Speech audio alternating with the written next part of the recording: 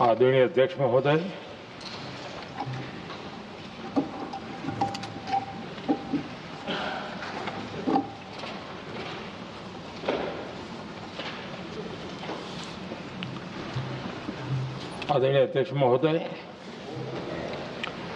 मैं इस सम्मानित सदन में पश्चिम एशिया में चल रहे संघर्ष और इसकी वजह से भारत के सामने आई चुनौतियों पर बात रखने के लिए उपस्थित हुआ हूं।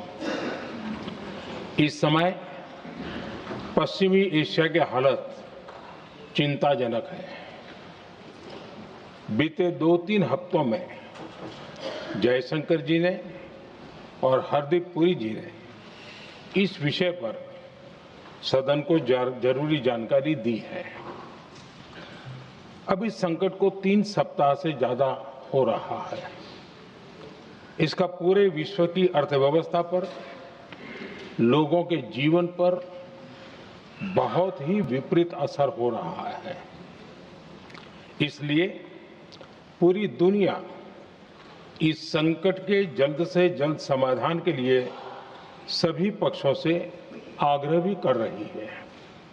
अध्यक्ष महोदय, भारत के सामने भी इस युद्ध ने अप्रत्याशित चुनौतियां खड़ी कर दी हैं। ये चुनौतियां आर्थिक भी हैं, नेशनल सिक्योरिटी से जुड़ी भी हैं और मानवीय भी हैं। युद्धरत और युद्ध से प्रभावित देशों के साथ भारत के व्यापक व्यापारिक रिश्ते हैं। जिस क्षेत्र में युद्ध हो रहा है वो दुनिया के दूसरे देशों के साथ हमारे व्यापार का भी एक महत्वपूर्ण रास्ता है। विशेष रूप से कच्चे तेल और गैस की हमारी जरूरतों का एक बड़ा हिस्सा यही क्षेत्र पूरा करता है। हमारे लिए ये रीजन एक और कारण से भी अहम है। लगभग 1 करोड़ भारतीय खाड़ी देशों में रहते हैं और वहां काम करते हैं। वहां समंदर में जो कमर्शियल शिप चलते हैं उनमें भारतीय क्रू मेंबर्स की संख्या भी बहुत अधिक है। ऐसे अलग अलग कारणों के चलते भारत की चिंताएं स्वाभाविक रूप से अधिक है। इसलिए ये आवश्यक है कि भारत की संसद से इस संकट को लेकर एक मत और एकजुट आवाज दुनिया में जाए।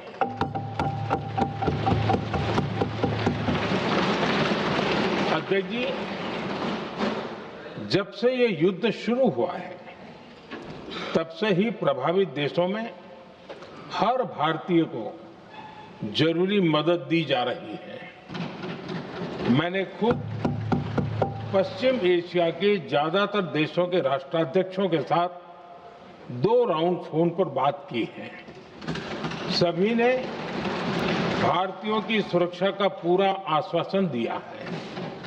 दुर्भाग्य से इस दौरान कुछ लोगों की दुखद मृत्यु हुई है और कुछ घायल हुए हैं।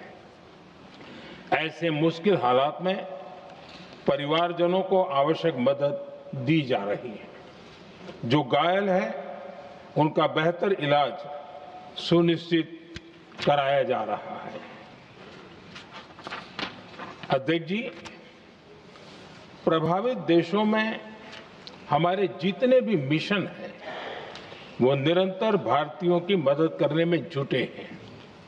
वहां काम करने वाले भारतीय हो या फिर जो टूरिस्ट वहां गए हैं, सभी को हर संभव मदद दी जा रही है।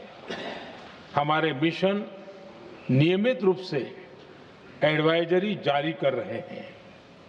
यहां भारत में और अन्य प्रभावित देशों में 24/7 कंट्रोल रूम और आपातकालीन हेल्पलाइन स्थापित की गई है।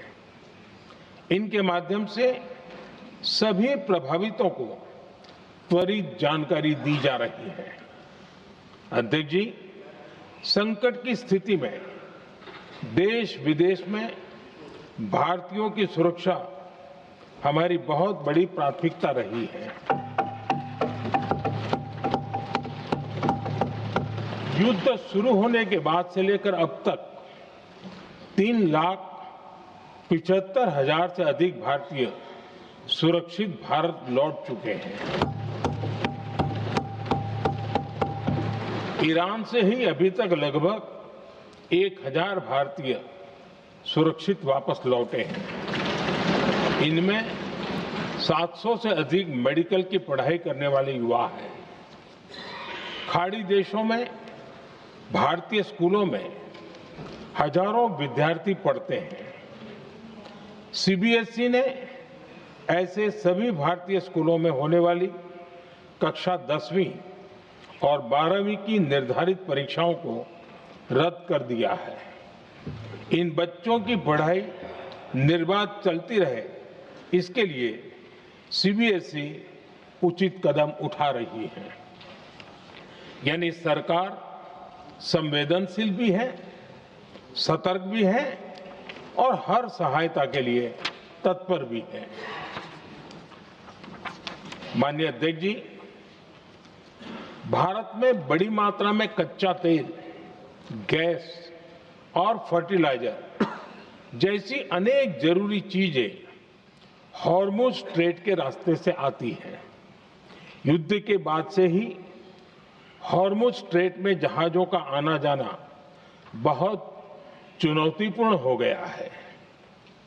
बावजूद इसके हमारी सरकार का ये प्रयास रहा है कि पेट्रोल, डीजल और गैस की सप्लाई बहुत ज्यादा प्रभावित न हो। देश के सामान्य परिवारों को परेशानी भी कम से कम हो, इस पर हमारा फोकस रहा है। हम सभी जानते हैं, देश अपनी जरूरत की 60% एलपीजी आयात करता है। इसकी सप्लाई में अनिश्चितता के कारण सरकार ने एलपीजी के डोमेस्टिक उपयोग को प्राथमिकता दी है। साथ ही एलपीजी के देश में ही उत्पादन को भी बढ़ाया जा रहा है। पेट्रोल, डीजल की सप्लाई पूरे देश में सुचारू रूप से होती रहे, इस पर भी लगातार काम किया गया है। अध्यक्ष जी, आज की इन परिस्थितियों में एनर्जी सिक्योरिटी को लेकर बीते एक दशक में उठाए गए कदम और भी प्रासंगिक हो गए हैं। भारत ने बीते 11 वर्षों में अपनी एनर्जी इंपोर्ट का डाइवर्सिफिकेशन किया है। पहले क्रूड ऑयल, एलएनजी, एलपीजी ऐसी एनर्जी जरूरतों के लिए 27 देशों से इंपोर्ट किया जाता था। वहीं आज भारत 41 देशों से एनर्जी इंपोर्ट करता है। अध्यक्ष जी, बीते दशक में भारत ने संकट के ऐसे ही समय के लिए कच्चे तेल के भंडारण को भी प्राथमिकता दी है। आज भारत के पास 53 लाख मीट्रिक टन से अधिक का स्ट्रेटेजिक पेट्रोलियम रिजर्व है और 65 लाख मीट्रिक टन से अधिक के रिजर्व की व्यवस्था पर देश काम कर रहा है। हमारी तेल कंपनियों के पास जो रिजर्व रहता है वो अलग है। बीते 11 वर्षों में हमारी रिफाइनिंग कैपेसिटी में भी उल्लेखनीय वृद्धि हुई है। अध्यक्ष जी, सरकार अलग अलग देशों के सप्लायर्स के साथ भी लगातार संपर्क में है। प्रयास ये है कि जहां से संभव हो वहां से तेल और गैस की सप्लाई होती रहे। भारत सरकार गल्फ और आसपास के शिपिंग रूट्स पर निरंतर नजर बनाए हुए है। हमारा प्रयास है कि तेल हो, गैस हो, फर्टिलाइजर हो, ऐसे हर जरूरी सामान से जुड़े जहाज भारत तक सुरक्षित पहुंचे। हम अपने सभी वैश्विक सहयोगियों के साथ निरंतर संवाद कर रहे हैं ताकि हमारे मैरीटाइम कॉरिडोर सुरक्षित रहे। ऐसे प्रयासों के कारण बीते दिनों हॉर्मुज स्ट्रेट में फंसे हमारे कई जहाज भारत आए भी हैं। अध्यक्ष जी, संकट के इस समय में देश की एक और तैयारी भी बहुत काम आ रही है। पिछले 10-11 साल में इथेनॉल के उत्पादन और उसकी ब्लेंडिंग पर अभूतपूर्व काम हुआ है। एक दशक पहले तक देश में सिर्फ 1-1.5% इथेनॉल ब्लेंडिंग कैपेसिटी थी। आज हम पेट्रोल में 20% इथेनॉल ब्लेंडिंग के करीब पहुंच रहे हैं। इसके कारण प्रति वर्ष करीब 4.5 करोड़ बैरल कम ऑयल इंपोर्ट करना पड़ रहा है। ऐसे ही रेलवे के बिजलीकरण से भी बहुत बड़ा फायदा हो रहा है। अगर रेलवे का इतना बिजलीकरण न होता तो हर साल करीब 180 करोड़ लीटर डीजल अतिरिक्त लगता। ऐसे ही हमने मेट्रो का नेटवर्क बढ़ाया है। 2014 में जहां देश में मेट्रो नेटवर्क 250 किलोमीटर से भी कम था, आज ये बढ़कर करीब 1100 किलोमीटर हो गया है। हमने इलेक्ट्रिक मोबिलिटी पर बहुत अधिक बल दिया। केंद्र सरकार ने राज्यों को 15,000 इलेक्ट्रिक बसें चलाने के लिए दी हैं। आज जिस स्केल पर वैकल्पिक ईंधन पर काम हो रहा है, उससे भारत का भविष्य और सुरक्षित होगा।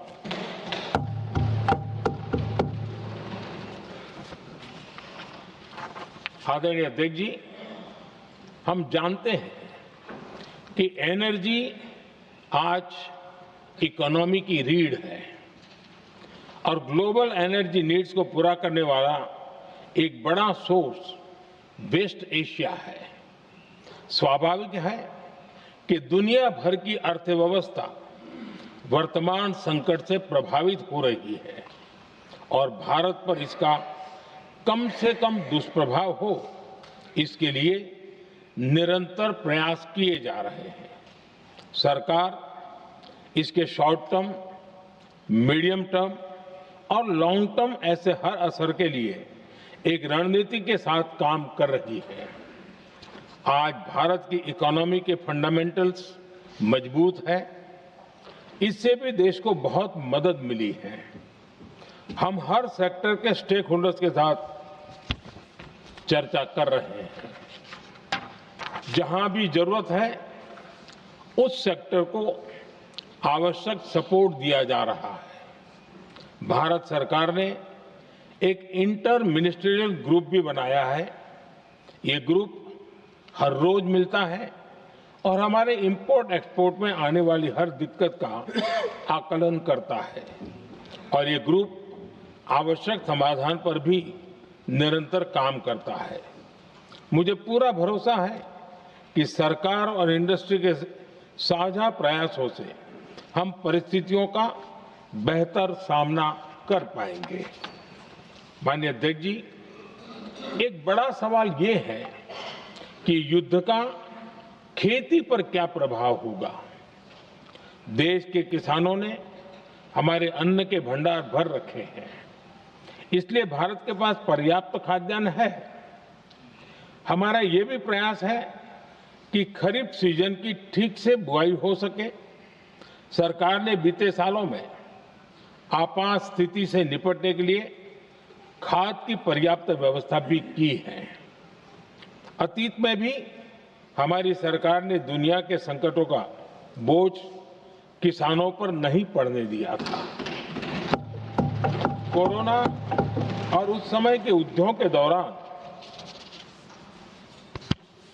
उस समय भी ग्लोबल सप्लाई चेन में डिस्टरप्शन आ गई थी। दुनिया के बाजार में यूरिया की एक बोरी 3,000 रुपये तक पहुंच गई, लेकिन भारत के किसानों को वही बोरी 300 रुपये से भी कम कीमत में उपलब्ध कराई गई। अध्यक्ष जी, देश के किसानों को इस प्रकार के संकटों से बचाने के लिए भी बीते वर्षों में अनेक कदम उठाए गए हैं।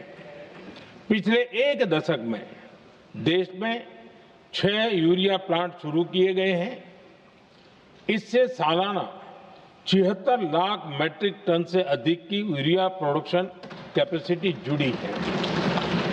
इस दौरान डीएपी और एनपीकेएस जैसी खाद का घरेलू उत्पादन भी करीब 50 लाख मैट्रिक टन बढ़ाया गया है। इतना ही नहीं, तेल और गैस की तरह खाद के आयात को भी डाइवर्सिफाई किया गया है। ऐसे ही डीएपी और एनपीके के आयात के लिए भी हमने अपने विकल्पों को विस्तार किया है। अध्यक्ष जी, सरकार ने देश के किसानों को made in India nano urea का विकल्प भी दिया है। सरकार किसानों को प्राकृतिक खेती के लिए भी प्रोत्साहित कर रही है। पीएम कुसुम योजना के तहत किसानों को 22 लाख से ज्यादा सोलर पंप दिए गए हैं। इससे भी डीजल पर उनकी निर्भरता कम हुई है।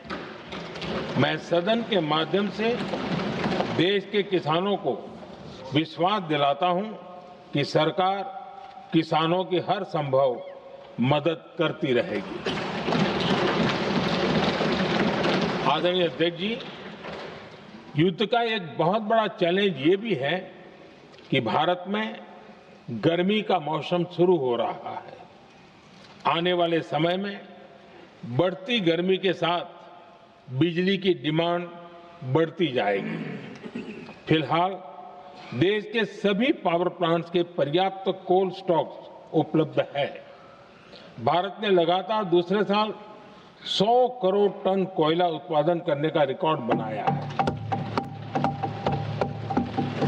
पावर जनरेशन से लेकर पावर सप्लाई तक के हमारे सभी सिस्टम की निरंतर मॉनिटरिंग भी की जा रही है और सरकार की तैयारियां उसको रिन्यूएबल एनर्जी से भी मदद मिली है। बीते दशक में रिन्यूएबल एनर्जी की तरफ देश ने बड़े कदम उठाए हैं। आज हमारी total install power generation capacity का आधा हिस्सा रिन्यूएबल सोर्स से आता है। हमारी कुल रिन्यूएबल क्षमता आज 250 गीगावाट के ऐतिहासिक आंकड़े को पार कर गई। बीते 11 वर्षों में देश ने अपनी सोलर पावर कैपेसिटी करीब 3 गीगावाट से बढ़ाकर 140 गीगावाट तक पहुंचाई है। बीते वर्षों में देश में करीब 40 लाख रूफटॉप सोलर लगे हैं। इसमें पीएम सूर्यघर मुफ्त बिजली योजना से भी लोगों को काफी मदद मिली है। गोवर्धन योजना के तहत देश में आज 200 कॉम्प्रेस्ड बायोगैस प्लांट भी काम करना शुरू कर चुके हैं।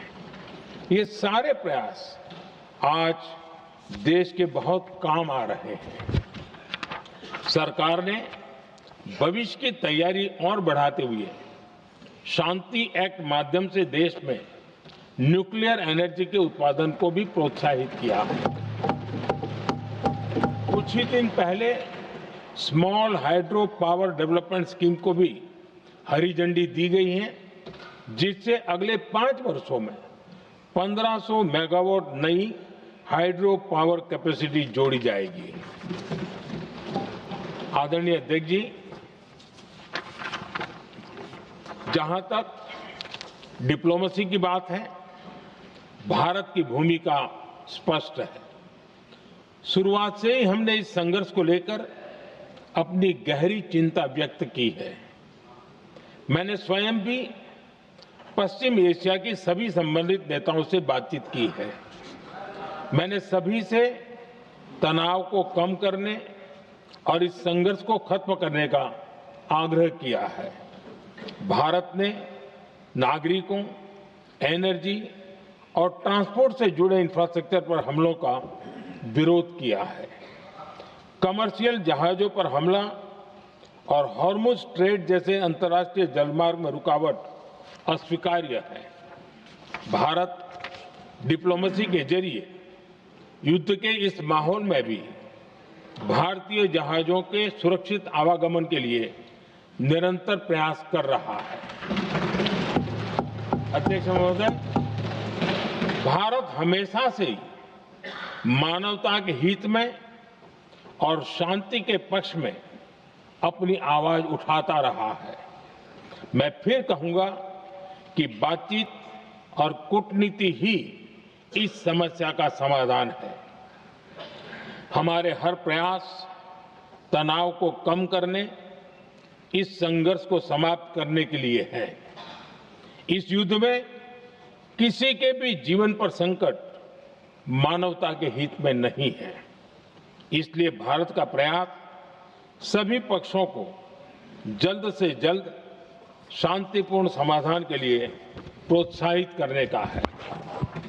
अध्यक्ष जी, जब ऐसे संकट आते हैं तो कुछ तत्व इसका गलत फायदा उठाने की कोशिश भी करते हैं। इसलिए कानून व्यवस्था सुनिश्चित करने वाली सभी एजेंसियों को अलर्ट पर रखा गया है। कोस्टल सिक्योरिटी हो, बॉर्डर सिक्योरिटी हो, साइबर सिक्योरिटी हो, स्ट्रेटेजिक इंस्टॉलेशंस हो, सबकी सुरक्षा को और मजबूत किया जा रहा है। अध्यक्ष जी, इस युद्ध के कारण दुनिया में जो कठिन हालात बने हैं, उनका प्रभाव लंबे समय तक बने रहने की आशंका है। इसलिए हमें तैयार रहना होगा, हमें एकजुट रहना होगा।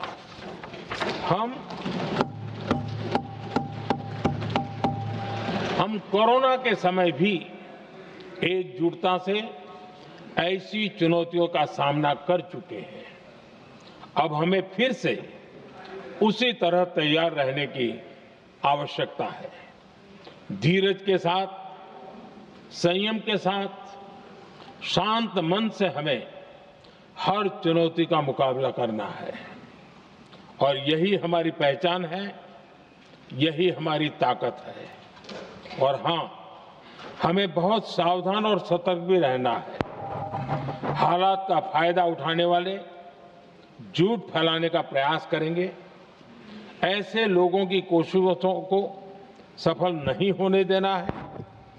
मैं देश की सभी राज्य सरकारों से भी इस सदन के माध्यम से आग्रह करूंगा, ऐसे समय में कालाबाजारी करने वाले, जमाखोरी करने वाले एक्टिव हो जाते हैं।